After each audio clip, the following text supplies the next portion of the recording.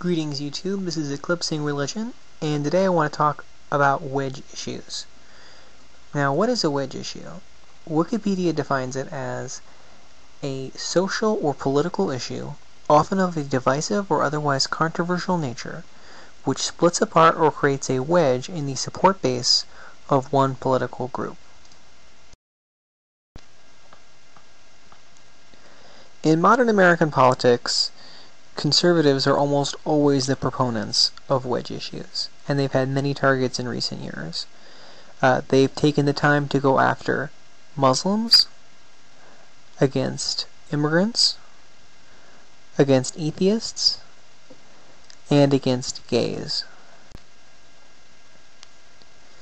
Taken together, these groups actually represent a fairly significant chunk of the U.S. population. The amount of Americans that are unaffiliated with any religious group has actually gone up to 15% in recent years. The amount of Americans who admit that they are part of the LGBT community to exit pollsters has gone up to 4% nationally. Illegal immigrants only represent about 3% of our population, but since these attacks on the illegal immigration issue in terms of the wedge issues often target Latinos generally, that percent is up to 15%. Muslims represent about 0.5%, or about 1 out of every 200 Americans. Now, obviously, there is a certain amount of overlap here, but we also have to add in the supporters of these groups.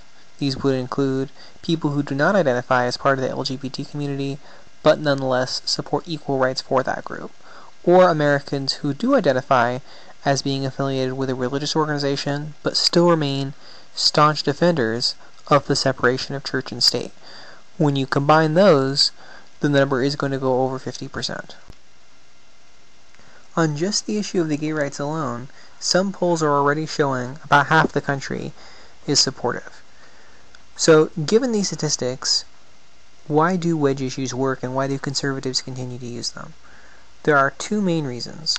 Reason number one, oftentimes the conservatives will present two different arguments to try to persuade people of their case. The first argument will be made to members of the opposition party, members of the mainstream media. They'll say something like, we're against illegal immigration because it's against the law, people shouldn't be doing it, people need to get to the back of the line, it's unfair, it takes away jobs, etc., etc.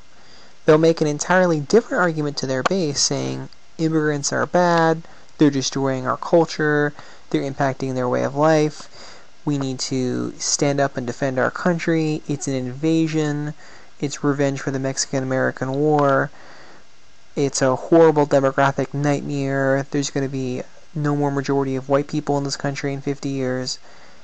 And the message to the base is the hardcore wedge.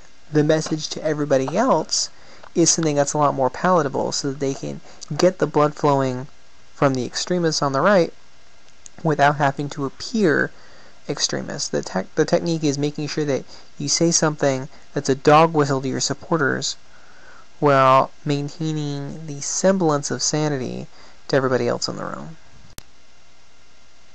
The second reason why wedge issues work is oftentimes the supporters of one side of the wedge are disproportionately passionate about their side of the issue. A really good example about this is abortion. Now, a clear majority of the public supports upholding abortion rights, but conservatives continue to use this issue. They run on it year after year. Why is this? It's because people who oppose abortion, although in the minority, consider this to be one of the number one issues of our time.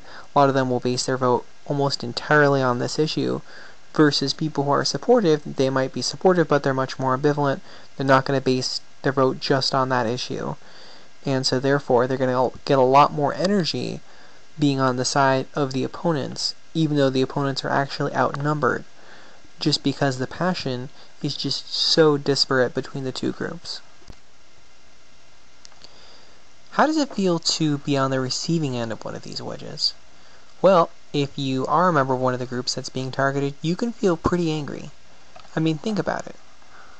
A group of politicians or media personalities who are trying to advance the interests of one political party have decided to get a lot of people really angry at you, perhaps even want to pass some laws to make your life more miserable.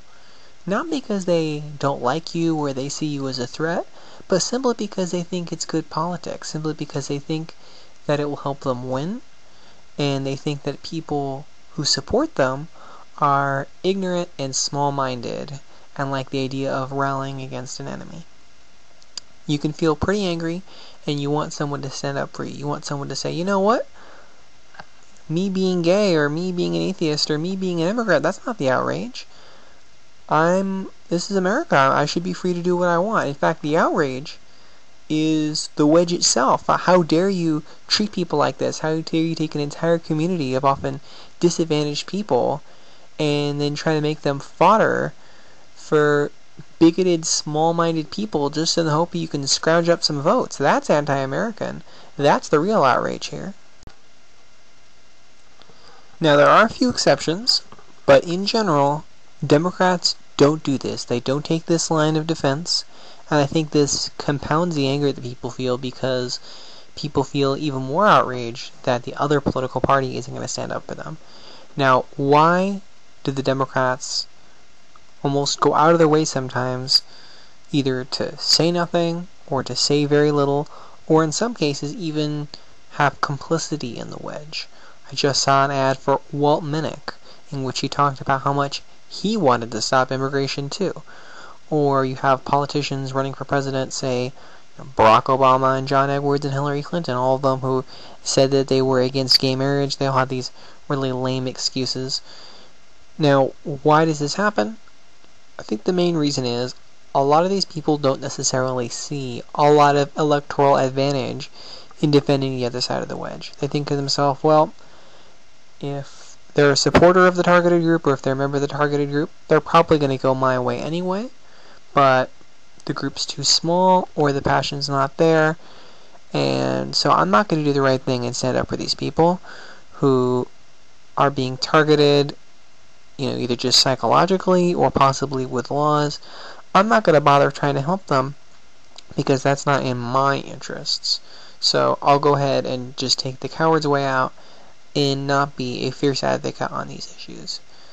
There are some good Democrats that have actually tried to make a huge difference, and that's great. Unfortunately, a lot of the people who are in leadership roles have stepped back from the fight, and I think that that's a real tragedy. I think that there's only one way to stand up and fight against a wedge issue, and that's by being unafraid to state your opinions loudly and clearly. Generally speaking, when we do start to see some action on these issues, they're framed within the context of, we want to protect fairness, we think everyone ought to be treated equally, we believe in dignity for everyone, and people go out of their way to avoid identifying themselves with the targeted wedge group or the targeted wedge cause. And the trademark of someone who is a liberal but they're afraid of their own ideas is you'll hear someone say something like, we don't think this ought to be a partisan issue. Well, let me ask you, when was the last time a Republican said, we don't think shoving the Bible down people's throat ought to be a partisan issue? When was the last time any conservative activist said, we don't think protecting unborn babies ought to be a partisan issue? Of course they think it ought to be a partisan issue. That's their whole party, is they want everything to be a partisan issue, and especially those sort of emotion-riling subjects. So I say, let it be a partisan issue. If they want to abuse our politics to attack some sort of disadvantaged group and scare votes out of it, absolutely. That sort of attitude absolutely should be a partisan issue.